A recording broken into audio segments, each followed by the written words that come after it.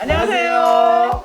요즘 파주의 진행을 맡은 임현주 이상환입니다. 네, 오늘 날씨가 굉장히 쌀쌀하죠? 네네. 그치? 엄청 네. 추워요. 네네네. 그렇지만 이 싸늘한 바람은 또 이제 먼지를 쓸어버리는 이런 일도 하기 때문에 추워도 우리가 참아야 되지 않을까 이런 생각이 듭니다.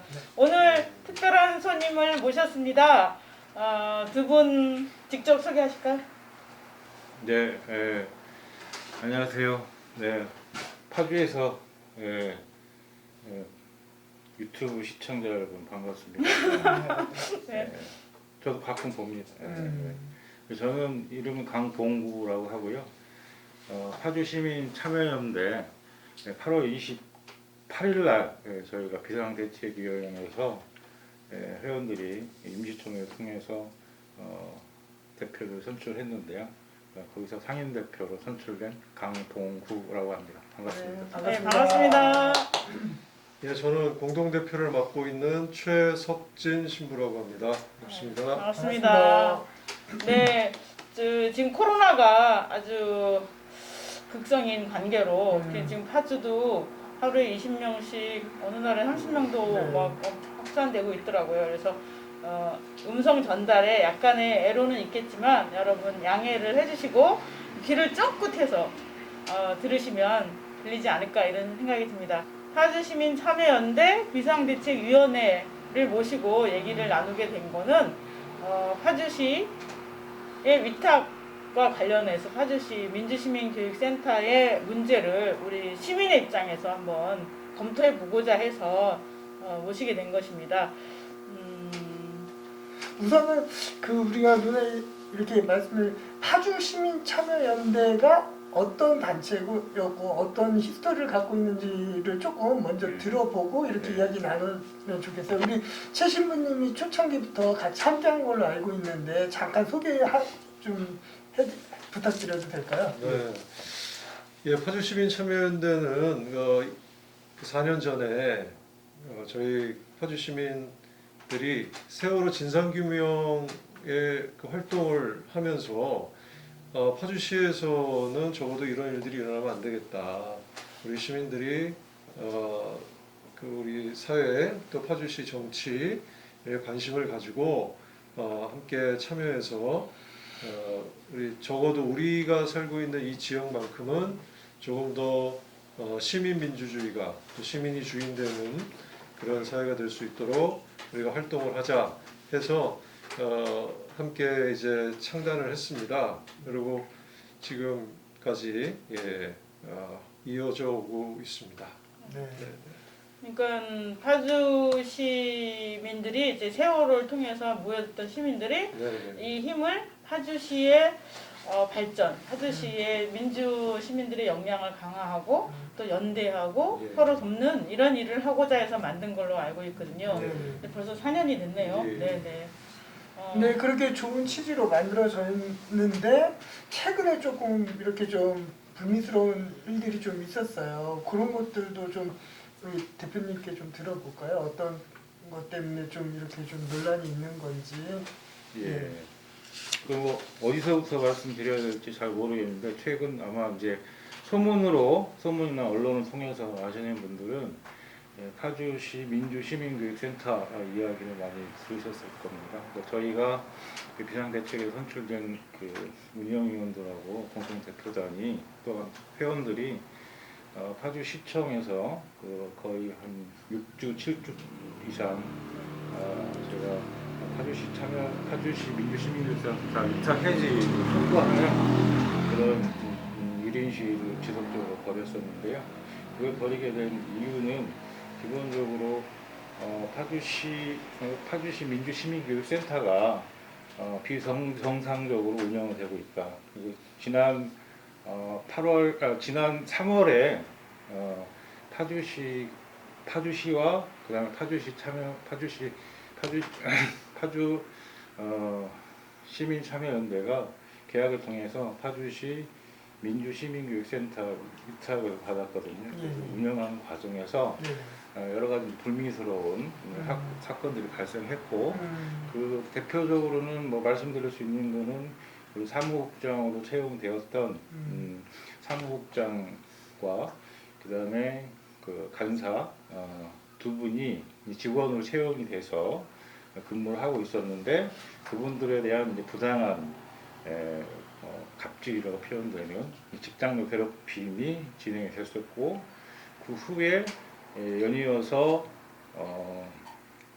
진행되었던 여러 가지 그 CCTV 불법 설치라든가 이런 문제로 인해서 저희들이 이런 그 불법적인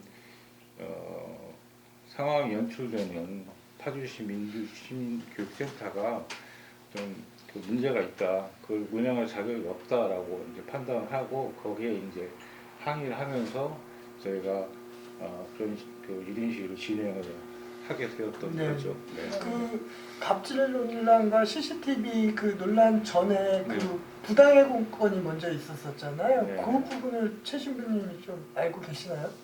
네. 간단히 설명을 좀. 네, 우리 대표님 말씀하신 대로 그 먼저 그 부당 노동 행위를 요구를 했어요. 당시에 이제 왁병수 센터장이 그 부당 노동 행위를 요구를 했고요. 그 내용은 이제 파주시에서도 인지를 한 상황이고 그랬는데 그것을 서진이 당시 사무국장이 이거는 할 수 없다라고 이제 거절을 한 것으로 알고 있고 그리고 나서 그 뜻을 이제 이행을 하지 않으니까 그걸 빌미로 해서 이제 괴롭힘이 이제 시작이 되고 그리고 해고를 했어요. 네. 해고를 했는데 지난 여름에 1차 해고를 했는데 그 해고 자체가 이제 부당 해고였기 때문에 그거를 문제를 우리 서국장님이 했고 그래서 이제 파주시에서도 이거는 철회해라 이렇게 해서 이제 철회가 됐었던 그런 사건입니다. 네네네. 그러니까 부당 민주시민교육센터 센터장이 그 사무국장을 부당 해고를 했고, 예, 근데 예. 그 부당 해고에 대해서 이의 신청을 해서 그거를 시청에서 받아줘서 다시 네. 복직을 했던 그런 네, 네. 일련의 과정이 네, 네, 있었다라는 네. 거죠. 네네. 네네. 그래서 그게 그런 일로 인해서 지역사회에 파주시 민주시민교육센터가 네. 과연 뭐냐 도대체 민주시민을 키우는 센터라고 하는데 민주시민교육센터가 과연 민주적으로 운영되는 거야? 어떻게 그런 데서 해고를 시키지? 라고 해서 지역사회에서 관심을 갖고 들여다보게 된 것 같아요. 네네네. 그래서 들여다보면서 저희가 취재한 바로는 일단 4월 달에 파주시로부터 민주시민교육센터 위탁 계약을 맺습니다. 네. 네 개 단체였죠. 네 개인가 5개 단체가 하여간 공고에 따라서 이제 공고에서 심사를 받았는데 그 중에 1등을 했던 신한대가 여러 조건으로 인해서 이제 계약을 하지 않게 되자 파차면이 계약을 하게 되죠.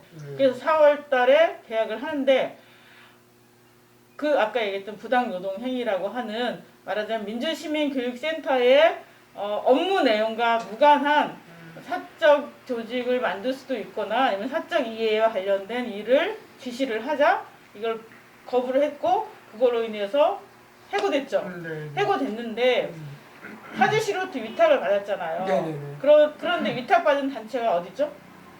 파주시 참여연대였어요. 네네. 파차면. 네네. 그럼 파차면에서 센터장과 사무장과 회계 담당자를 고용을 하는 식이 되는 거잖아요. 그렇죠. 그럼 해고를 누가 시켜야 되냐면 파차면의 대표가 해고를 시켜야 되는데 네네. 징계 절차도 없이 박병수 센터장이 해고를 시킨 거예요.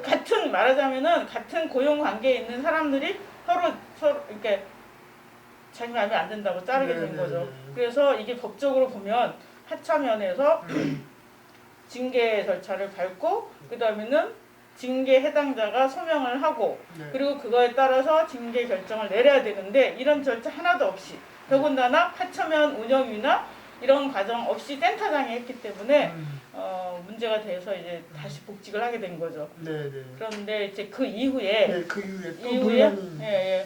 여러 가지 이제 문제가 있어서 네. 저희들이 취재한 바로는 그 안에서 두 분이 센터장을 제외한 두 분이 네. 그 내부에서 이제 괴롭힘을 많이 당했다고 판단해서 자기를 보호하기 위한 수단으로 노동조합을 만들었고 민주시민교육센터 노동조합이 된 거죠. 그래서 네네. 노동조합을 만들어서 보호를 하려고 했는데도 불구하고 여러 가지 일 때문에 안 됐고 이런 일이 불거지면서 보니까 하천면이 네. 파주시로부터 위탁을 받을 때 음. 과연 자격이 됐냐를 네네네. 갖고서 얘기가 되는 거죠. 네네. 파주시가 하천면과 민주시민센터 위탁을 할 때 계약서를 쓸 거 아니에요. 네네. 대표가 박재필로 돼 있는데 네. 박재필이 대표였냐라는 게 문제가 된 거예요. 네. 그래서 하천면의 위탁 자격이 그 다음 또 문제로 불거지는 거죠. 그래서 이제 네. 경기도로 이렇게 어쩌고저쩌고 하게 됐는데 네. 그거에 대해서 얘기 좀 이건 뭐 이렇게 처음 들으시는 분은 저게 무슨 얘기인가 이렇게 네네네. 할 수 있는데 복잡하죠. 이번 사태 본질은 이제 두 가지로 나눠서 볼 수가 있을 것 같아요. 하나는 지금 말씀하셨듯이 과연 파주시민참여연대가 연대가 기본적 그 연대의 그 법적인 권한이랄까요? 그러니까 그 해고할 권한이 있냐 없냐 뭐 그런 문제가 하나가 있고 그다음에 센터 내에서 이루어졌던 그 비정상적인 행위들 이를테면 아까 말씀드렸던 CCTV 사건이라든가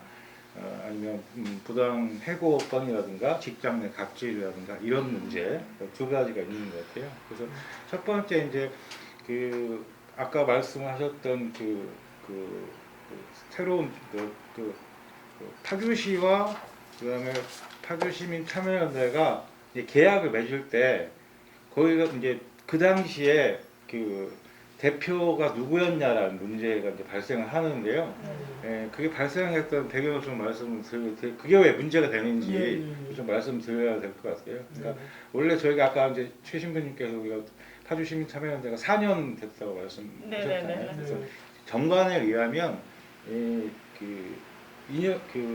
2월달에 원래 정기총회를 하도록 되어 있습니다. 네, 네. 정기총회를 해서 그때 새로운 이제 대표를 뽑아야 됐을 상황이 발생하는 임기가 거예요. 2년이었나요? 예. 그러니까 지금 센터장으로 이제 가 있었던 박병수 센터장이 당시 대표였죠. 예, 당시 이제 대표였고 네. 그 대표 임기가 2020년 2월에 종료가 되는 상황이었어요. 예. 그래서 이제 그 당시에 제가 뒤늦게 저는 이제 활동을 이제 오래 안 하다가 회원으로만 이제 10,000원 회비를 내는 회원으로만 있다가 네. 회원 참여 운영위원으로 작년부터 활동하기 시작하면서 제가 이제 그 과정에 이제 좀 결합이 되어 있었는데 그때 그 코로나로 인해서 네. 코로나가 이제 뭐 2월달부터 이제 그렇죠. 중국에서 2월달부터 그랬죠.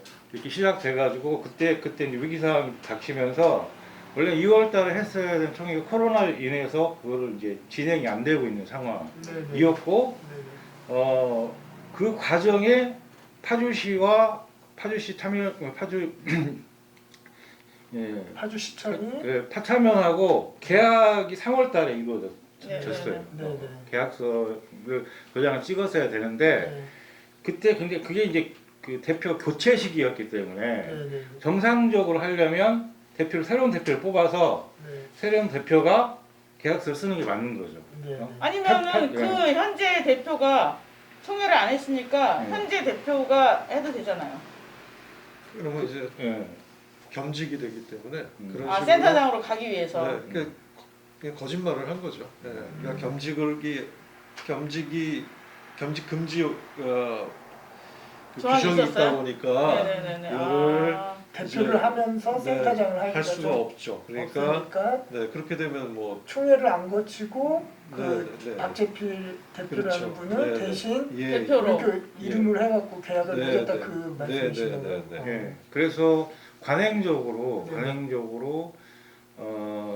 이제 보통 이제 운영위원회에서 이제 그 대표를 이제 추천해가지고 운영위원회에서 올려서 정기총회 결의하는 이런 방식을 취했던 것 같은데 그걸 염두에 두고 이건 추측입니다만은 염두에 두고 이제 박재필이라는 당시 이제 운영위원을 이제 대표로 선출할 걸로 예상을 하고 전제하고 대표 예, 사인을 한 거죠. 예, 그리고 그 당시에 이제 뭐 정확한 시기는 기억이 나지 않지만 누구를 대표로 할 거냐 운영이 논의가 있었던 것도 사실이고 사실 이제 저하고 그다음에 박재필 그 운영위원하고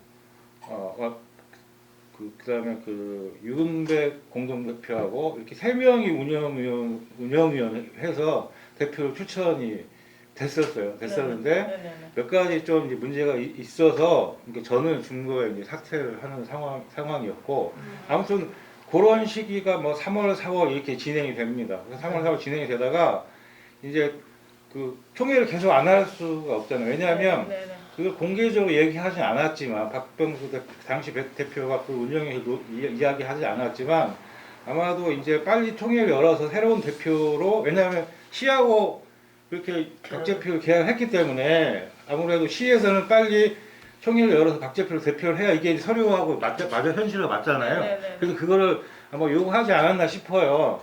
그래서 이제 총회를 안 열 수가 없는데 코로나가 진행되는 상황이었고 그래서 5월달에 이제 서면 총회를 합니다. 그러니까 카톡방을 만들고 그리고 이제 그 온라인으로 그 서면 총회라는 게 이제 어쨌든 문서로 보내고 그다음에 뭐 이렇게 구글 폼이라든가 이런 걸 통해서 이제 동의를 하는 거죠. 동의하고 뭐 이런 아무튼 온라인을 통해 오프라인이 아닌 서면 총회를 시도를 하는데 그 결과가 7월 달까지 발표가 안 되는 상태에서 계속 진행이 된 거예요. 총회는 해서 이게 총회는 정도수가 됐어요? 했는데 이거 총회가 성립됐다 안 됐다를 7월 초까지 7월 중순까지는 아무런 발표가 없었던 거죠. 성립 여부조차도 결과를 이제 발표를 안 했다. 그래서 근데 이제 그게 그 와중에 그 과정에서 6월 그러니까 그 서진희 사무국장이 6월 28일인가? 그 4월부터 근무를 시작해서 6월 말입니다. 3개월 시용 기간이 6월 말에 끝나는 상황이었어요. 그렇기 때문에 그 박병수 대표가 어떤 여러 가지 이유 업무 능력이 떨어진다, 지시를 잘 따르지 않는다 등 여러 가지 이유를 걸어서 소위 해고 통보를 박병수 대표가 서진희 사무국장한테 6월 말 한 6월 27일인가 8일 요즘에 이제 그 통보를 하게 되는 거고 이 통보를 하자 이제 서진희 사무국장이 파주시 민주시민교육센터 관리 감독을 하는 파주시 평생학습과에 문제 제기를 하는 거죠. 문제 제기를 하니까 평생학습과에서 조정 내지는 권고를 통해서 해고를 철회하라. 왜냐하면 이제 사실 논리적으로도 이게 이제 그 권한이 없는 권한은 박재필 파차면은 사실은 계약서상 어떻게 되어 있냐면 센터장은 파주시의 승인사항이에요. 파주시장이 승인사항이고 직원은 보고사항이에요. 보고사항이어서 위탁을 받은 파차면이 그 사람들 채용하고 해고할 수 있는 권한은 파차면한테 있는데 센터장인 센터를 박병수가 해고했기 때문에 그 문제를 이제 문제 제기를 한 거고요. 그래서 이제 한 일주일 지난 후에 그 박병수 당시 대표 및 그 센터장이 해고를 철회하게 되는 거죠. 그러니까 정리를 해보면 어쨌든 그 코로나로 인해서 총회를 못 하고 있는 상황이었는데 대표가 뽑히지 않은 상황에서 박재필 대표를 위시해서 시청과 민주시민교육센터의 계약을 맺었다라는 게 첫 번째 문제가 되는 거잖아요. 그다음에 그 이후에 그 총회 관련해가지고 이렇게 파주시민참여연대가 이렇게 비상대책위원회를 꾸렸다라는 걸 알고 있어요. 네. 그 과정도 조금 설명을 좀 해주시면 좋을 것 같은데. 네. 그 과정은 제가 그냥 얘기할게요. 예, 예. 왜냐면 이게 너무 길어지니까. 네, 네, 그래서 네. 간단히 얘기를 하자면 음. 이 해고건이 터지면서 파차면, 즉 파주시로부터 민주시민교육센터를 위탁받은 파차면이 자격이 있냐 없냐를 얘기를 하게 된 거예요. 대표가 총회 인증 받지 않았고, 네네. 그 다음에는 파차면의 조직 승인을 받지 않은 채로 위탁을 했고 뭐 등등등 이런 문제가 불거지면서 파주시가 문제 제기가 되니까 파주시가 박병수 씨한테 파차면의 이 박재필이 대표라고 하면 그 근거를 대라라는 얘기를 했고 네. 그걸 7월 말까지 해라 뭐 이렇게 했는데 이게 또 잘 안 되면서 8월 달에 총회를 하게 되는 거예요. 네네. 근데 이 과정에서 기존의 파차면 멤버들은 이 위탁하고 그다음에 파차면의 이름으로 민주시민교육센터를 위탁했는데 사람을 해고하고 그다음 대표 이름이 제대로 돼 있지도 않고 이런 여러 가지를 자각을 하면서 회원들이 그냥 내가 수동적으로 있으면 안 되겠다라는 생각을 하게 된 거죠. 네네. 그런 과정에서 파차면 지금 두 분 파차면 비대위가 구성되고 네. 비대위에서 총회를 하게 되는데 네. 총회를 하는 과정에서 이제 기존에 대표했던 박병수나 뭐 이런 멤버들이 회원 명단도 안 주고 그래서 이제 예전 총회 자료집을 통해서 70명의 총회 그러니까 회원을 확인하고 그 중에 48명이 투표에 참여해서 44명의 참여로 대표가 되신 거예요. 네. 상임대표. 그다음에는 공동대표가 되셨는데 8월 28일 날 비대위 총회를 했고 8월 29일 날 박병수 씨가 총회를 해요. 근데 거기서는 128명이 회원이라고 발표를 하죠. 그런데 위임받은 사람에서 65명이 위임을 받아서 백지 위임을 했다라고 해서 총회가 성립됐다고 얘기를 하고 그 중에 24명이 참석을 한 거예요. 그런데 정회원, 즉 임원 선출 권한을 가진 정회원은 9명밖에 없었어요. 9명 중에 5명이 참석해서 상임대표 박재필, 공동대표 이군배가 탄생을 하게 된 거죠. 그러니까 이게 지금 객관적인 사실인 거예요.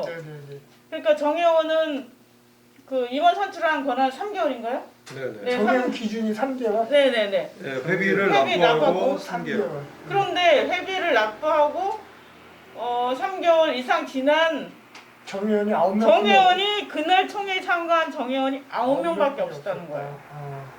근데 네네네. 네, 그래서 저는 이것만 갖고서도 경기도에서 저는 이제 이 비대위가 뭐라죠? 이제 합법이에요. 그러니까 정식으로 파차면의 공식 단체가 승인될 줄 알았거든요. 네네. 근데 그게 안 된 것 같더라고요.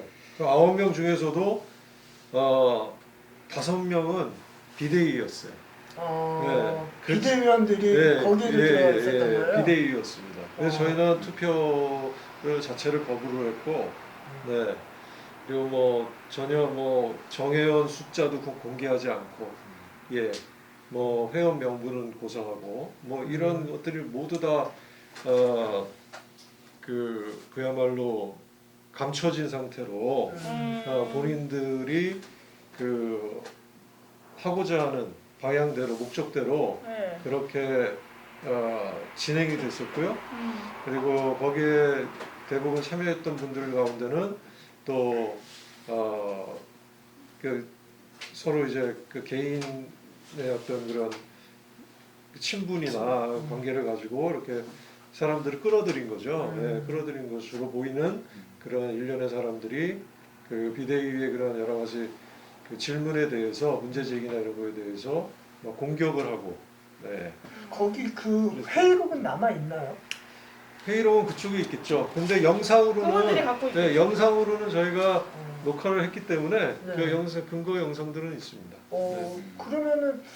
그러면은 그 지금 규정이 정해운 규정이 회비 내고 3개월이라는 규정이 있음에도 불구하고 총회를 통해서 선출이 됐다라고 하는 거는 그건 만약에 그 회의록이 남아있으면 그거는 그걸 짚고 넘어가면 그거는 큰 문제가 될 수 있을 근데 수가 있는 근데 법적으로 문제가 없는 거예요. 너무 왜요? 웃기잖아요. 아니지. 그러니까 정회원 9명 중에 아니 그러니까 뭐냐면 지금 총회가 성립을 하려면 그러니까 총회 성립 기준도 있나요?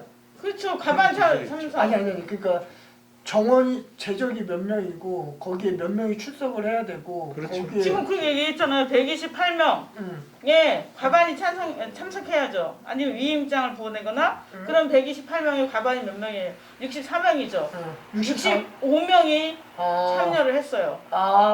위임장이랑 위임장을 뭐 썼다? 위임을 받았다는 것도 그냥 말로 백지 거죠. 위임이라고. 야, 뭐 위임 받았다. 뭐 이렇게. 그러니까 총회는 과정- 성립되죠. 빠져나갈 구멍을 다 그렇죠. 그러면은 65명 중에 24명이 참석을 해요. 아니 왜냐면 65명이니까 그렇죠. 가반이니까 그러니까 한 명이 너무 많으니까 가반이니까 총회는 성립됐고 그 다음에는 참석 인원 중에 투표를 해야 될 거 아니에요. 여러 안건이 있잖아요. 올해 뭐 승인, 사업 승인, 내년 사업 계획 뭐 등등 있는데 그 중에 임원 선출권은 정회원만이 투표를 할 수 있단 말이에요. 그러면 그 자리에 참여했던 사람 중에 정회원은 9명밖에 없다는 거예요. 이런 그러니까 이게 법적으로는 문제가 없는 거야. 그래서 경기도에서도 그 총회는 법리적으로 그 총회는 이제 문제가 있다고 판단을 한 거지 않습니까? 네, 경기도에서는 그러니까 그 저기 하차면 그 두 번을 했죠, 그래서 네, 총회를. 네, 28일. 경기도에서 3개월 후에. 8월 29일 날 저희가 이제 지금 방송 처음 들으시는 분들은 왜 두 개의 총회가 벌어졌냐 또 좀 궁금하실 것 같은데 그 얘기는 좀 이따 드리도록 하고 어쨌든 경기도에서는 8월 29일 총회에 대해서 그러니까 대표자 그 파주시 파차면이 경기도에 등록된 비영리 민간 단체로 등록이 되어 있습니다. 비영리 민간 단체에 있고 그 자격을 갖고 파주시와 위탁 계약을 맺은 거예요. 그래서 비영리 민간 단체이냐 아니냐 이게 대단히 중요한 문제입니다. 그래서 당연히 2년이 지났기 때문에 경기도에서도 당연히 그 등록이 제대로 변경이 되는지를 정관회에서 제대로 이것이 운영되고 있는지를 감시, 관리, 감독할 권한과 책임이 경기도에 있는 거예요. 그래서 이제 거기에 우리가 이렇게 그 박병수 대표가 8월 29일 총회 이렇게 했다라고 해서 우리가 이제 대표자 변경을 해달라.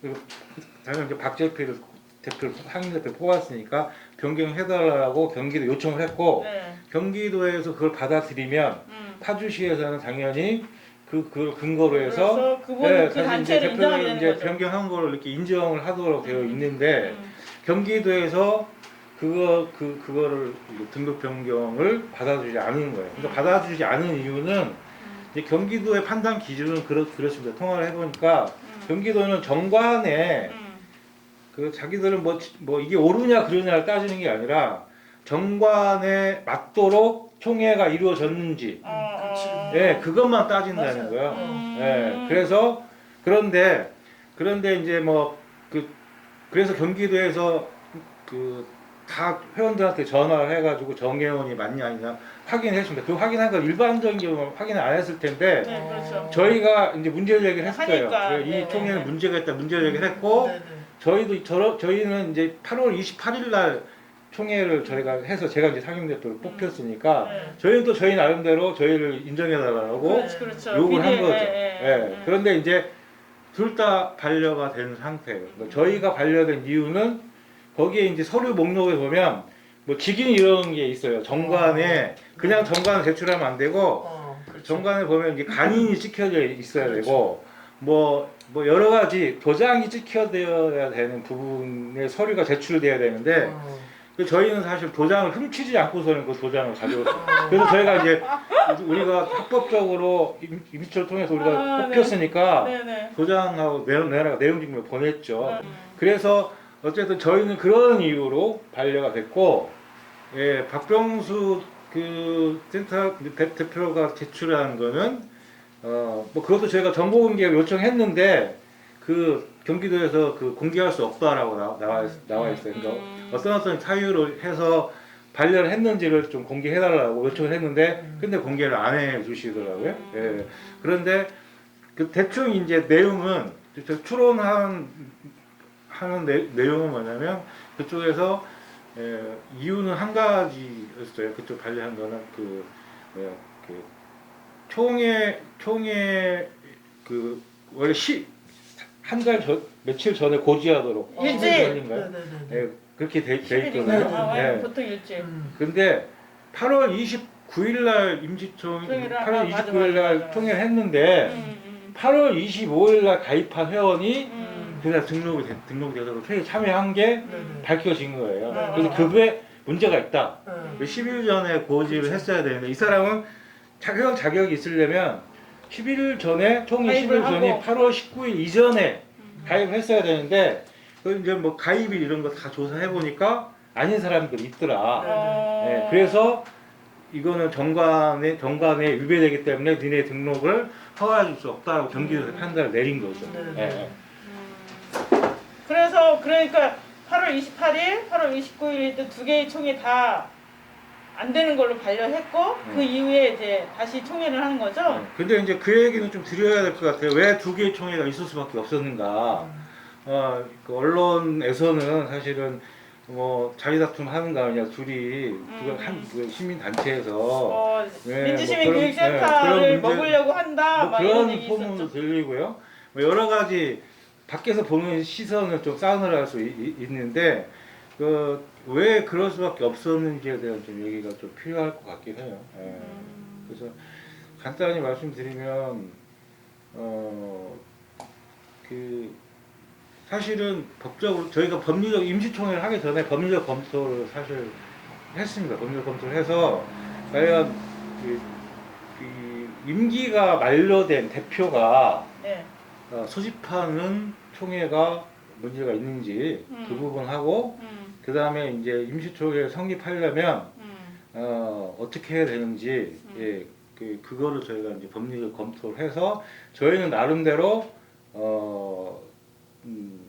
그 총회가 성립 가능하다고 판단하고 임시총회를 통해서 저희가 한 거죠. 근데 이제 저희는 절차를 다 밟아서 임시총회 회원들 뭐 과반수 이상의 동의를 받아서 요구를 하고 네. 뭐 현 집행부에 요구를 하고 근데 그 요구를 받아들이지 않았죠. 그 요구를 현 집행부가 거부를 했죠. 거부를 했는데 어쨌든 법률적 검토를 통해서 저희가 이제 우리가 이렇게 임시총회를 열어도 합법적이라는 판단을 이제 받고 사실 임시총회를 한 건데 그게 이제 경기도의회에서는 받아들여지지 않는 거죠. 그래서 이제 저희가 그걸 뭐 소송을 내는 방안 뭐 이런 것들을 검토를 했었는데 뭐 그 소송까지 가지는 않았고요. 예.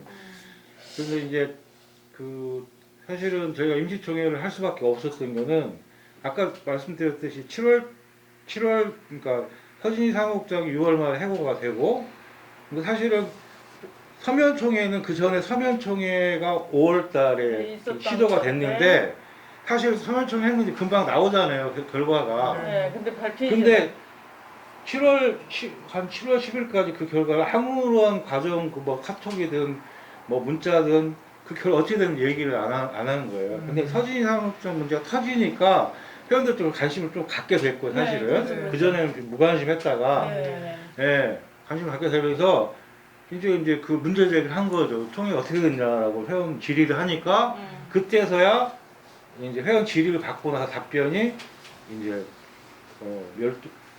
12명만 이제 참여를 해서 정족수가 안 돼서 회원이 총회가 불성됐다라고 그때 발표를 하는 거예요. 아니 온라인인데 12명밖에 안 해요? 너무 웃긴다 좀. 네네 아니 죄송합니다. 서면총회가 이제 저기 된 거고 네네네. 그래서 이제 박병수 대표는 이제 그 후에 또 서면총회를 하려고 또 시도를 사실은 했었죠. 네네. 근데 저희가 이제 더 이상 안 된다. 서면총회는 안 된다. 오프라인 총회를 하자. 맞아요. 그 라고 서면운동도 하셨죠. 그러니까 그것도 안 받아들여져 가지고 저희가 또 그걸 또 서면까지 다 받아가지고 네? 문서로 제출하고 그 과정에서 사실은 그럼에도 불구하고 계속 서면 총회를 온라인 총회를 주장을 했었어요. 온라인 총회 해야 된다라고. 그래서 아니 이렇게 오프라인 총회 요구한다는 것까지 우리가 요구를 했는데도 계속 온라인 총회 주장하시니까 근데 결국은 그랬더니 이제 결국은 그러면 그 온라인 포를 통해서 온라인 총회를 할 건지 오프라인 총회에서 결정을 하자. 그래서 그것까지 또 투표를 했어요. 온라인으로 총회할지 오프라인으로 할지에 네, 대한 그것까지도 또 해서 결국 31대 1인가 2로 온라인 총회가 아니라 오프라인 총회를 하는 걸로 이제 그 결정이 됐죠. 온라인 포를 통해서 투표를 통해서 그렇게 결의가 돼서 그 오프라인 총회를 하는 걸로 이제 그 결의가 됩니다. 온라인 총회를 할지 오프라인으로 총회를 할지 그거는 단톡방에서 한 건가요? 그거는 그 온라인에 그런 투표하는 기능이 있는 포 있잖아요. 단톡방에서 투표 있잖아요. 투표 방식으로. 그러니까 그 성화는 그러면은 박병수 대표가 혼자 한 거예요? 아니면은 누가 결정한 거예요? 그거에 대한 투표를 하자라는 결정은? 그 톡방에서 이루어진 것 같고요. 그때 총회 서면 총회를 하기 위해서 40 몇 명이죠? 40 몇 명을 그 방에서 논의가 된 그 과정에서 이제 그 김주혁이라는 분이 사무국장으로 채용이 돼요. 그 과정에 7월 달부터 그분은 김주혁이라는 분이 이제 사무국장으로 채용해서 7월 1일부터 근무를 합니다. 근무를 하고 그 이후의 과정은 이제 김주혁 사무국장이 어쨌든 그 온라인 총회를 위한 카톡방을 제 기억에는 지금 40 몇 명인가 지금 45명 정도인가 구글로 투표했던 것 같아요. 네, 투표 자체는 구글로 했던 것 같아요. 카톡방에서 한 게 아니라 구글 폼으로. 네, 그렇게 해서 이제 저희가 이제 회원이 70명 정도라고 추측하는 근거 중에 하나도 뭐냐면 온라인 총회를 하겠다고 서면 총회를 하겠다고 카톡방을 만들었는데 그때 초대된 사람들이 70 몇 명도 안 돼요 사실은. 그래서 사실 그런데 그게 8월 29일 날 128명으로 확 늘어나면서 중간 그러니까 말하자면 한 2배가 빵튀기 된 거죠. 이거는 진짜 탁월한 능력이죠. 네네네. 어쨌든 대부분은 정의원이 그렇게 진행이 됐고 뭐 이제 진행 과정은 1년의 진행 과정이 네네네네. 아니 그래서 잠깐만 그 과정 그래서 그 이후에 총회를 2개를 해서 경기도로부터 승인받고 어쩌고저쩌고 하는 과정에서도 그 민주시민교육센터 내 갑질 얘기랑 뭐 이런 여러 가지 일이 있잖아요. 근데 중요한 거는 이거를 기점으로 해서 말하자면은 그 지역 사회에서 이 파차면 비대위와 기존 파차면에 대해서 어떻게 해야 될 것인가라는 입장을 표명할 수밖에 없는 단계가 온 거예요. 너무 이 문제가 심각하니까. 그래서 보니까 9월 10일 날 지역 사회단체에서 이제 지지 성명을 하고 또 9월 16일 날도 또 단체들이 파주시민 참여연대 정상화를 위한 회원들의 노력을 지지합니다라고 해서 단체 지지 성명을 하더라고요. 그래서 9월 달에 이렇게 해서 저는 지금 이렇게 지역 사회에서도 이렇게 이 파차면 비대위를 지지하고 그 다음에는 기존의 파주시민 민주시민교육센터의 파행제 운영에 대해서 책임을 지는 모습을 보이면서 반성한다고 시민들에게 뭐 이런 반성의 사과 말씀도 하고 이래서 잘 수습될 줄 알았거든요. 근데 이게 그렇게 안 되더라고요. 그 이후의 얘기 그렇지. 좀. 최근의 상황이 궁금하네요. 말씀할게요. 깜깜하세요. 네네. 그 아마 그 경기도에서 최종 제가 판단을 9월달에 이제 변경 불가 판단을 9월달에 받은 것 같고 그 과정에서 아까 말씀하셨듯이 여러 시민 단체에서 이런 그 어떤 비상식적인 그런 상황을 그만 지켜볼 수는 없다. 그래서 센터 문제 해결 촉구하는 그런 이제 지지 성명도 하고 집회도 하고 그런 일들이 있었고 그 후에 그 11월 14일인가요? 11월 총회 총회. 네. 다시 이제 그 박병수 대표 측이 어쨌든 그 3개월 후에 예, 네. 예. 3개월 후에 이제 그 8월 29일부터 3개월 저희 그 예측하기에는 분명히 다시 할 거다. 그 총회를 다시 할 거다라고 예측했는데 거의 3개월 후에 이제 11월 14일 날 총회를 한다고 이제 공지를 했죠. 공지를 했는데 그때 이제 더 그 아이러니한 거는 그 저희가 이제 원래 70명의 회원이 8월 29일 총회할 때 128명 8명. 몇 명이었는데 과연 11월 14일 총회할 때 회원이 몇 명으로 늘어날 것인가? 네네. 그게 초미의 관심사였어요. 네네네네. 뭐 서로 정말 궁금하네요. 어, 또 두 배로? 그런데 그 결과는 네. 260 몇 명이었던 것 같아요, 정확하게. 그렇게 늘었다. 진짜로? 예, 265명으로 기억을 하는데 네네네. 정확한 건 자료를 찾아봐야 되겠지만 아무튼 어, 2배 이상 대단히 회원이 큰 3개월 만에 네.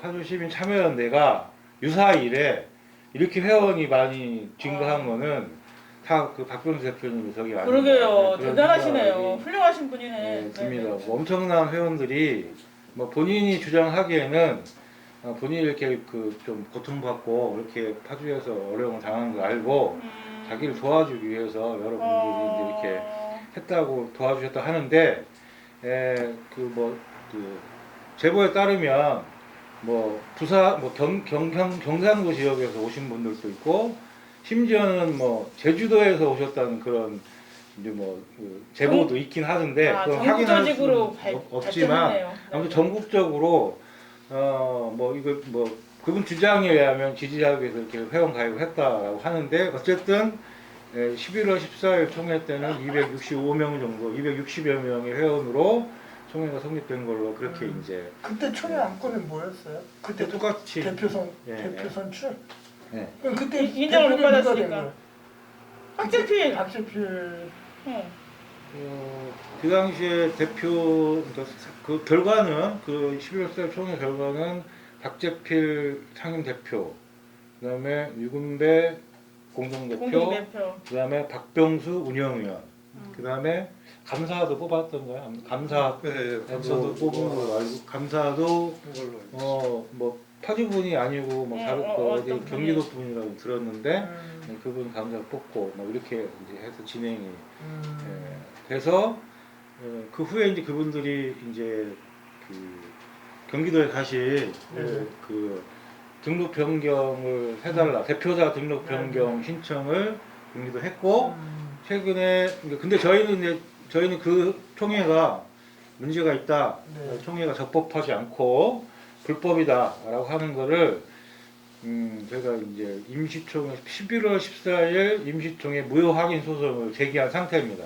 제기한 상태에서 지금 이제 그 재판부가 할당이 돼가지고요. 네. 아직 이제 재판이 진행되지는 않았지만 일단은 재판부의 그 사건이 할당이 돼서 지금 진행 중이고. 그러니까 저희가 볼 때는 물론 이제 뭐 269명의 회원이 정말로 파주 시민들 중에서 그 파주 시민 참여연대를 위해서 그렇게 그 열정적 헌신하는 마음으로 그렇게 회원 가입을 해 주셨다면 저희도 감사할 일이죠. 감사할 일인데 과연 그런 건지 아닌 건지는 사실 잘 모르겠어요. 모르겠고 그래서 저희가 경기도에 그 자료를 요청을 했어요. 그런데 경기도에서 일단 그 자료를 정보 공개를 해줄 수 없다. 이거는 뭐 개인적으로. 정관도 공개가 안 되나요 혹시? 정관은 공개가 되죠. 그럼 정관은 회원의 저희 자격이 있을 거 아니에요? 예. 회원이 될 수 있는 자격. 예. 그래갖고 뭐 아니 근데 그러면 이거 지금 소송 중이면 어차피 저쪽에서도 자료를 다 내고 변호사 통해서 받아볼 수 있는 거죠. 그렇죠. 그래서 저희가 이제 경기도 측에 지금 이제 그 소송 과정에서 그날 그 회원 명부를 포함해서 다 제출해 달라고 요청을 한 상태인데 아직 결과는 받고 있지 못하지만 근데 제일 문제는 뭐냐면 1차 총회 그러니까 8월 29일 총회 때도 그랬고 네. 11월 14일 총회 때도 그렇고 그러니까 8월 29일 총회 뭐 저하고 이제 최근에 거기 가셨지만 11월 저희는 가지는 않았지만 저희가 이제 어쨌든 그 총회 녹취록 이런 거 다 확보를 한 상태인데 특히 8월 29일 총회 때는 그 대표를 뽑으려면 이게 대표를 뽑을 수 있는 권한은 정의원만 정의원, 있거든요. 네, 네. 그러면 이제 정족수가 정의원 몇 명이 참여를 해서 이것이 이제 투표가 진행된다라고 공고를 해야 되잖아요. 네네네. 근데 그걸 계속 요구했는데 회원 명단을 절대 공개를 안 하는 거예요. 어차피 소송 갔으니까 밝혀지겠네요. 그쪽 회비 낸 여부랑 뭐 해서. 그렇지. 근데 이제 뭐 경기도에서 어쨌든 법원에 그 명령을 내렸으니까 법원에서 뭐 그 강제할 수 있는지 모르겠지만 그 명단이 이제 곧 저희한테 오면 저희가 그 어쨌든 분석을 해서 나름대로 이제 뭐 조치를 취할 부분이 있으면 저희가 변호사 자문을 받은 결과 거기 혹시 이제 이렇게 그 불법적인 부분이 있다면 업무방해죄로 형사고소도 가능하다고 하는데 아무튼 저희는 좀 의심을 하고 있는 거죠. 260명 회원이 정말 물론 뭐 저희 정관에 파주 시민 참여하는 회원이 되어야 된다는 규정은 없어요. 규정은 없지만 그게 이제 상식적으로 봤을 때 좀 비정상적인 상황이고 이제 그런 상황들을 연출하는 것이 과연 이게 저희 민주주의 사회에서 통상적으로 상식적으로 있을 수 있느냐라고 하는 부분에 대해서는 네네. 이 방송을 보시는 분들이 좀 판단할 수 있지 않을까 싶습니다. 물론 저희도 바라고 있습니다. 260 회원들이 정말로 파주시정을 감시하고 파주시민의 자치를 위해서 활동하는 파주시민 참여연대를 지지하고 하는 분들일 거라고 분들이면 좋겠죠. 있으면 좋겠다고 생각을 해요. 저희도 그렇게 생각합니다. 그렇게 지역 사안에 대해서 관심이 많는 시민들이 많아지면 네. 이게 이제 박병수 씨의 대단한 능력이고 이게 또 내년 2월달에 정기총회 하잖아요. 그럼 그때 요번에 그거 할 때 정기총회랑 겸한다고 공부했던 것 같아요. 그렇죠? 정관에서 아마 정관을 바꿨나 내기를 바꿨나 모르겠는데 이번 총회 할 때 네. 뭐 또 2월달 총회하기 총회하기 어려우니까 어려우니까 뭐 한다고. 네, 총회는 이제 뭐, 11월 뭐 한다고. 그것도 이게 뭐 내년 총회를 같이 아. 한다라고 뭐 그때 공부했던 거 봤던 것 같아요. 아니 그래서 이렇게 그 내부에서는 이렇게 법정 분쟁을 하고 그다음에는 자격 요건에 대한 검토를 한다 손 치더라도 저는 시민의 입장에서 저희 세금이 나가서 운영되는 민주시민교육센터가 저는 그때 그런 생각을 했거든요. 저희 신문 사설에서도 그렇고 일단 이렇게 파행적으로 간다면 운영을 중지하고 위탁을 맡겼던 파주시가 그 안에 갑질 문제가 있었는지 부당해고 문제가 있었는지 그 다음에는 센터가 잘 운영되는지에 대한 감사를 하고 나서 계속 하든지 말든지 해야 되지 않냐라고 해서 운영을 중단하라 일단 그런 그 사설을 쓴 적이 있었는데 그 이후에도 파주시는 아무런 조치가 없었던 것 같아요. 최근에 보니까 네, 제가 최근에 들은 얘기로는 뭐 의회에서는 사업비를 삭감하는 그러니까 그거는 하고, 1인 시한 이후 있죠? 예. 네네네. 1인 시 얘기를 네. 신부님께서 좀.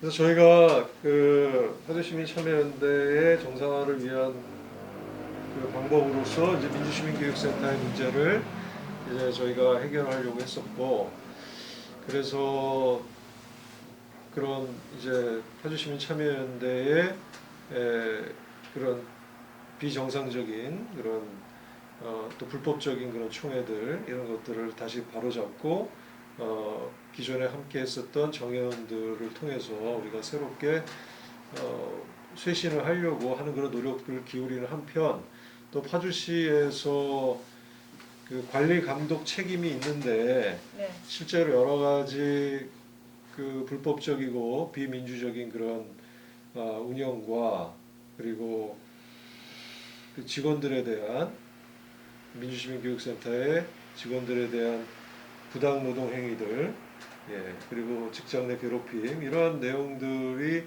계속 보고가 되고 있는데도 제대로 관리 감독하지 않았기 때문에 그 부분에 대해서 저희가 1인 시위 또 시장님 면담도 하고 그리고 관계 부처에 또 담당 공무원들과의 면담도 이렇게 계속 진행을 했었습니다. 네. 그래서 그런데 이제 그것들이 그렇게 금방 진행이 되지 않고 네. 그것도 이제 법적인 문제들도 있고 본인들에게도 그런 여러 것들이 검토할 부분들이 있었기 때문에 계속 진행이 되다가 결국 이제 이번에 그 시의회에서 사업비 삭감도 하고 네. 그리고 또 이제 파주시에서도 공식적으로 며칠 됐죠? 예, 그 민주시민교육센터 그 위탁에 대한 해지 통보를 파주시민참여연대에다가 했어요. 네.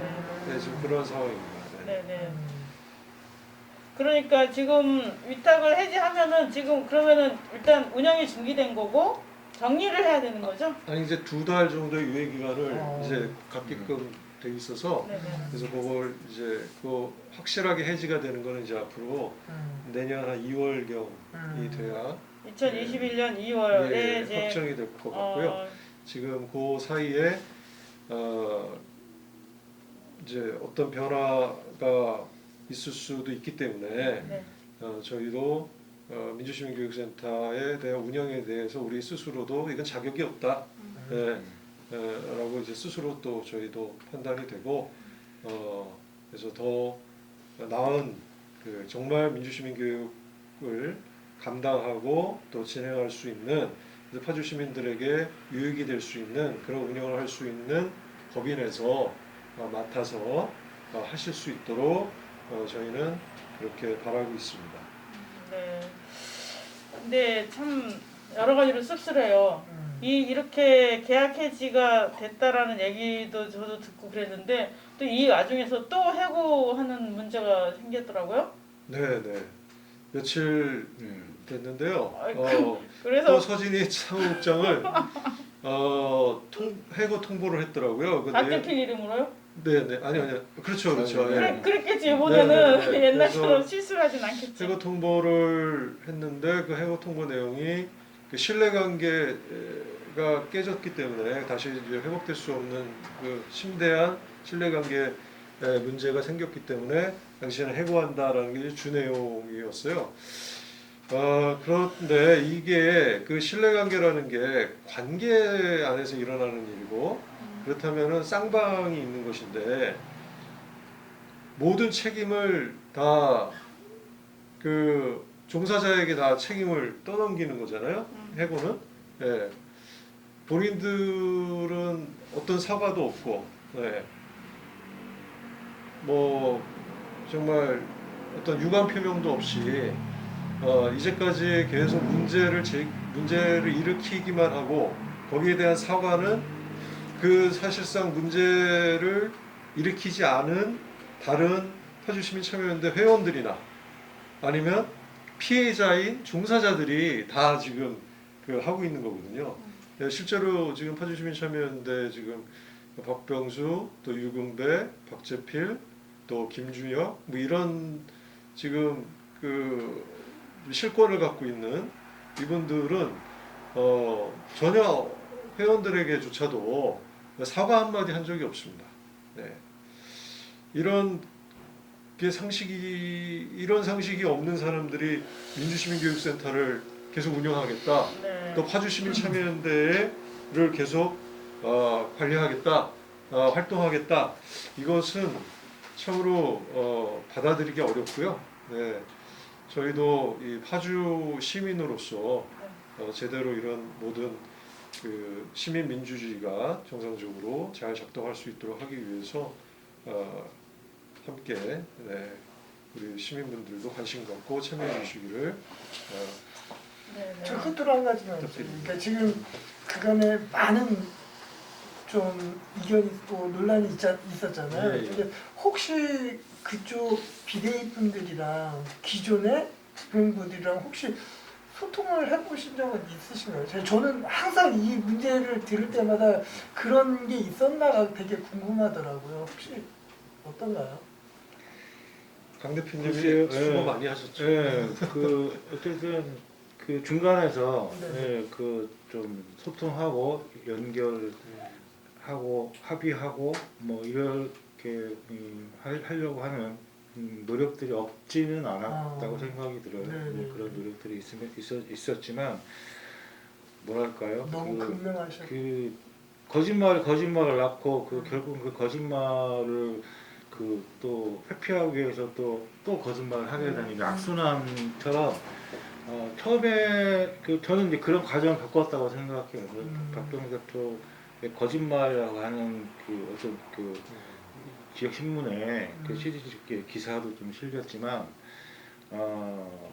갈수록 어쨌든 회복하기 어려운 서로의 신뢰관계가 11월 14일 총회가 벌어진 이후에는 더구나 서로 회복하기 어려울 정도로 그렇게 가지 않았나 싶고 저는 개인적으로도 그렇고 주변에 아는 사람을 통해서도 그렇고 계속 이 문제가 합리적이고 상식적인 선에서 해결되기를 좀 바래왔던 거고요. 그러기 위해서 개인적으로 노력을 했다고 볼 수 있는데 좀 안타깝습니다. 지금이라도 사실은 아까 실장님 말씀하셨지만 서진희 사무국장이 업무 능력이 있는지 없는지 모르겠어요. 네네네. 솔직히 그거는 물론 센터장이 판단할 수는 있을 거라고 생각이 듭니다. 하지만 결과적으로 민주시민교육센터 계약서나 조례에 보면 민주시민교육센터의 역할 중에 기능 중에 갈등 관계를 해결하고 지역사회 갈등 관계로 소통을 강화하기 노력한다. 이런 조항이 나와 있거든요. 그러니까 설사 민주시민교육 내에서 그런 문제가 발생했다 하더라도 특히나 센터장 역할을 하고 있는 분은 그걸 드러낼 수 있는 상황이 아니잖아요. 그걸 해결할 주체인지 그렇죠. 자기 집안의 문제도 해결하지 못하면서 어떻게 그런 자질과 그런 심정을 갖고 있는 분이 어떻게 그 시민들을 상대로 민주시민 교육을 하겠다고 감히 나설 수 있는지 그 부분에 대해서는 좀 질문을 하고 싶어요. 그 소통에 대해서 말씀하셨는데 소통을 했느냐 이거에 대한 직접적인 질문 말씀을 드리면 그 내용을 저희가 처음에 이제 그 서면총에서부터 5월달 이렇게 쭉 내용들을 보면 이미 기존 최근까지도 계속 그 목적을 이미 정해놓고 목표를 정해놓고 본인들이 어떻게 하려고 하는 그 목표를 정해놓고 거기에 저희를 따라와라라는 식으로 이렇게 진행이 됐어요. 서면총회도 어떤 후보 추천도 받은 것도 없고 제대로 그걸 공지도 하지도 않고 계속 이제 그러고 나서 결과만 분리하면 또 때로는 밝히지도 않고 그런 식으로 이렇게 쭉 진행이 됐었고 처음에는 여기에 대해서 서로 오프라인 총회를 하자고 이렇게 제안하고 함께 비대위하고 이렇게 만나고 했을 때도 전혀 이런 일어났었던 그런 문제들에 대한 어떤 사과 한마디 없었고 계속 이제 본인들의 그 방향에 대해서 따라오기만을 요구를 했기 때문에 결국은 임시총회를 저희가 생각하지 않을 수가 없었던 상황이었거든요. 그래서 이게 만약에 그 임시총회가 저희가 나중에 알았지만 그 법원에다가 임시총회를 신청을 했었으면 그것만 이렇게 그 절차만 있었으면 사실은 다 정리가 됐었던 건데. 임시총회를 법원에 신청했었으면 허가 받는 그게 나중에 알았어요. 그것만 알았다면 좀 더 이제 빨리 됐었겠지만 그거가 없었기 때문에 그랬었던 것이 사실 내용적으로나 이런 것들은 대부분의 다 정회원들이 80% 이상 되는 저희가 알고 있었던 그 당시에 이제 오프라인 온라인 그 총회에 대해서 결정을 하자고 했던 그 투표에 관해서도 그 참여했던 대부분의 그 회원들이 다 정회원들이었는데 그분들이 총회를 하자고 했고 그래서 이제 저희가 이제 진행을 했었던 것이고 그리고 그 절차나 이런 것들도 투명하게 다 공개했고 다 이렇게 진행을 했거든요. 그래서 내용적으로는 사실 문제가 전혀 없죠. 근데 그런 법적 절차나 이런 것들에 대한 저희가 조금 이제 아무래도 작은 실수가 전문가들이 아니다 보니까 그런 작은 이제 실수가 있었던 건데 어쨌든 내용적으로는 저희는 계속 이제 저희가 파주시민참여연대에 뭐 인정을 하든 안 하든 그 애정을 갖고 또 정통성을 갖고 있다고 생각을 하고 있습니다. 네. 이번 일을 통해서 사실은 그 파주 시민들이 민주 역량을 강화하고 또 이제 갈등을 해소하고 그다음에 소통을 원활하게 할 수 있는 여러 가지 교육이나 프로그램을 통해서 시민들이 받아야 될 혜택을 누리지도 못한 채 그렇죠. 이제 민주시민교육센터의 파행적 운영으로 이제 사실은 저희 시민들이 고통을 받은 거잖아요. 이런 과정을 거치면서 참 뭐랄까 시민사회 단체에 자기 반성이 좀 많이 필요하지 않나 이런 생각도 들고요. 좀 저는 여러 가지로 가슴이 좀 아팠습니다. 그래서 이번 일을 겪으면서 우리가 뭐 교훈을 삼아야 된다고 그래야 할까요? 아니면은 뭐 다시 돌아봐야 될 거라든지 이런 거에 대한 말씀을 듣고 오늘 인터뷰를 정리했으면 좋겠습니다.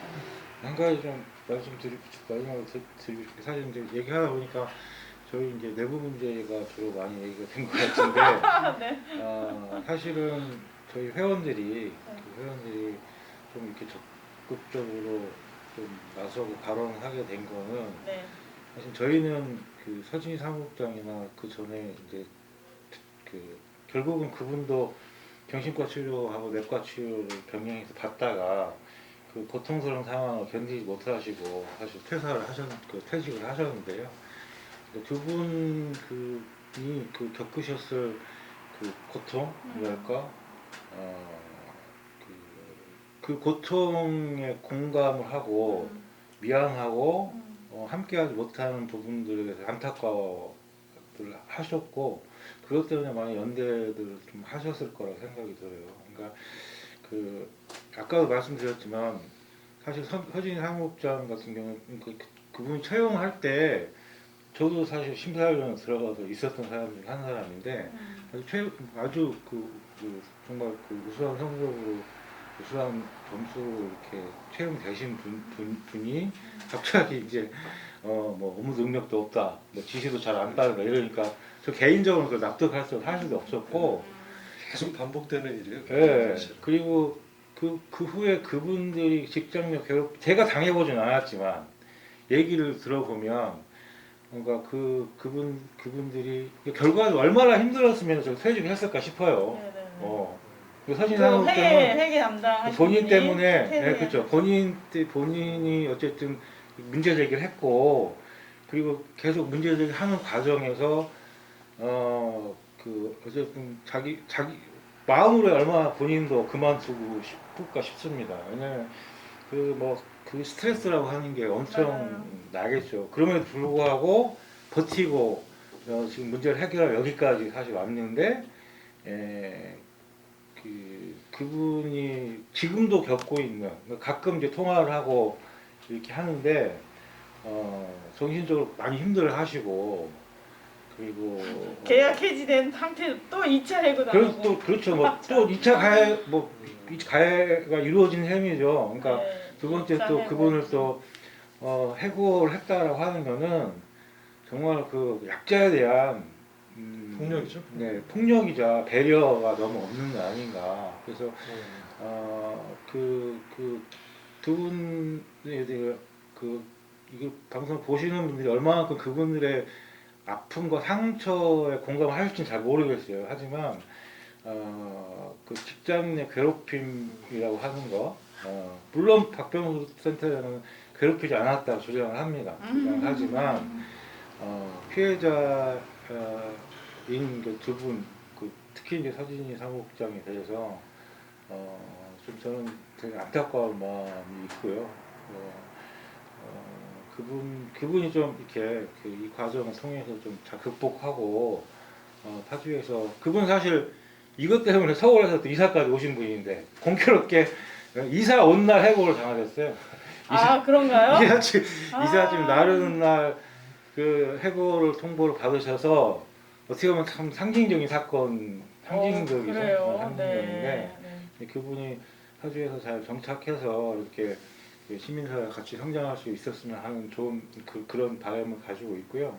다시 한번 이제 지금 서진희 사무국장이 빨리 정신적 고통에서 좀 해방될 수 있도록 네. 좀 많은 시민들께서 좀 관심을 가져주시고 특히 이제 이 문제에 대해서 좀 공감해 주시기를 부탁드리겠습니다. 네네. 네. 신부님. 예, 지금 이제 5인 미만 사업장에 대해서 사실은 종사자들이 제대로 권리 또 인권을 보호받지 못하고 있는 그런 우리 사회의 현실을 다시 한번 이렇게 깊게 또 다시 체험하게 됐고요. 결국 이제 그거를 이용해서 그런 법적인 그런 문제를 이용해서 오히려 이제 그런 종사자들, 약자들을 괴롭히고 또 그렇게 부당 해고를 두 차례나 반복하는 그런 일들이 자행된 것이고요. 그런 내용들이 정말 제대로 바로 잡혀야 되고, 심지어는 이게 일반 사업장도 아니고 정부에서 시에서 위탁한 사업에 대한 결국은 이제 공무적인 그런 내용을 갖고 있고, 거기서 종사하시는 분들도 사실은 일반 사회복지 쪽에서는 준공무원으로서 적용을 하거든요. 근데 그런 것도 보호받을 데가 없는 거예요. 예, 위탁한 관리 감독이 있는 책임이 있는 곳에서조차도 그런 외면하는 그런 일들이 벌어지는 그런 현실들을 보면서 빨리 이런 우리 사회 약자들에 대한 보호, 이런 것들이 제대로 프로세스가 잘 정립됐으면 좋겠다라는 그런 바람이 있습니다. 그리고 참 비싼 대가를 치렀는데 민주주의에 대해서 저희가 실제로 먼 훗날 이게 훗날에 참 성장통이었다라는 그런 말을 할 수 있는 때가 왔으면 좋겠고요. 저희가 이번에 겪으면서도 사실은 박병수 씨에 대해서 저희가 많이 의지를 했었어요. 왜냐하면 그분은 은퇴하신 분이고 또 연금 생활자고 하다 보니까 또 본인이 이제 그렇게 시민 민주주의에 대해서 관심을 갖고 이제 활동하겠다고 스스로 그렇게 하신 분이었기 때문에 저희가 이제 같이 많이 협조를 하고 하면서도 많이 의지를 했죠.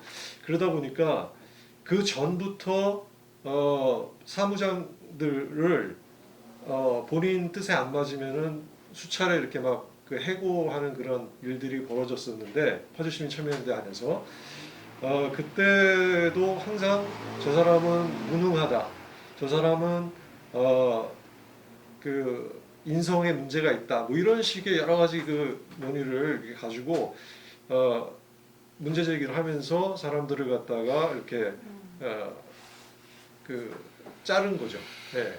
그리고 운영위원들을 통해서 그래서 자른 그런 일들이 이제 수차례 반복이 됐었는데도 불구하고 그때는 저희가 사실들을 갖다 제대로 파악을 못 하고 있었기 때문에 비상근이고 나머지 운영위원들은 그러다 보니까 그냥 그래도 저렇게 일을 하시려는 분이 한테 힘을 실어줘야 된다 이렇게 했었던 거고, 그래서 초기에 같이 쭉 함께 참여하고 했었던 사람들이 처음에는 그렇게 함께 참여하다가 점점점 다 떨어져 나간 거예요. 그 이유 중에 하나도 그러면은 잘 뜻대로 하실 수 있도록 거기 우리가 계속 참여하고 있으면은 문제 제기도 할 수밖에 없는 그런 상황이었기 때문에 그래서 이제 한 사람 두 사람 다 회비는 내고 알아서 하셔요 이런 식으로 했던 거죠.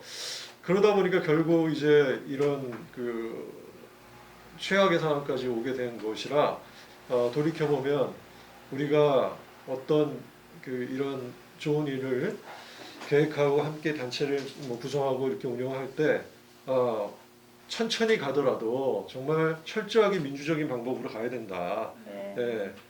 이런 것을 정말 비싸게 수업료를 내고 지금 다시 깨닫게 된 그런 계기가 된 것 같습니다. 네. 가슴을 찌르네요.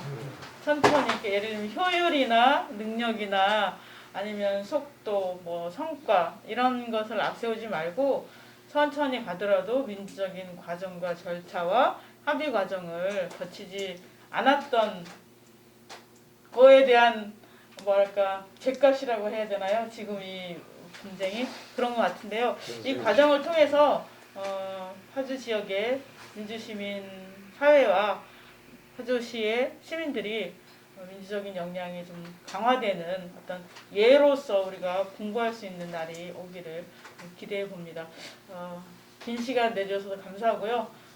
앞으로도 지역사회의 민주 역량이 강화되시도록 두 분이 더 많은 노력해 주시기를 다시 한번 부탁드리겠습니다. 네, 감사합니다. 감사합니다.